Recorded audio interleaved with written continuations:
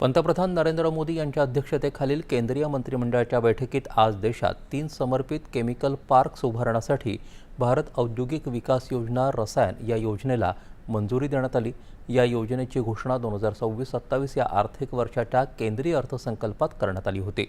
ही योजना 2026-27 ते 2030-31 या 5 वर्षांच्या कालावधीसाठी राबवली जाईल। केंद्रीय मंत्री अश्विनी वैष्णव यांनी बैठकीनंतर घेतलेल्या पत्रकार परिषदेत या संदर्भात माहिती दिली। केंद्र सरकार प्रत्येक पार्कसाठी 1000 कोटी रुपयांपर्यंतचं अनुदान देईल।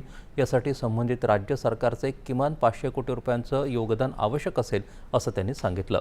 ही रसायन योजना अपस्ट्रीम, डाऊनस्ट्रीम आणि सहाय्यक उद्योगांसह संपूर्ण मूल्य साखळीमध्ये रासायनिक उद्योगाच्या विकासाला चालना देईल, ज्यामुळे संसाधनांचा कार्यक्षम वापर होऊन लॉजिस्टिक्सचा खर्च कमी होईल असं सांगितलं।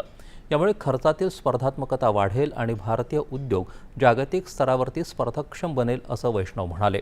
मंत्रिमंडळानं गुंटकल आणि बल्लारी दरम्यान 46 किलोमीटर लांबीच्या 3ऱ्या आणि 4थ्या रेल्वे मार्गासाठी 1264 कोटी रुपयांच्या गुंतवणुकीला मंजुरी दिली। हा प्रकल्प आंध्र प्रदेश आणि उत्तर कर्नाटकला जोडणाऱ्या आर्थिक मार्गिकेला बळकट करेल आणि पोलाद, ऊर्जा आणि सिमेंट यासारख्या प्रमुख उद्योगांना सेवा पुरवेल असं ते म्हणाले। कारगिल विजय दिनानिमित्त आज संसदेच्या दोन्ही सभा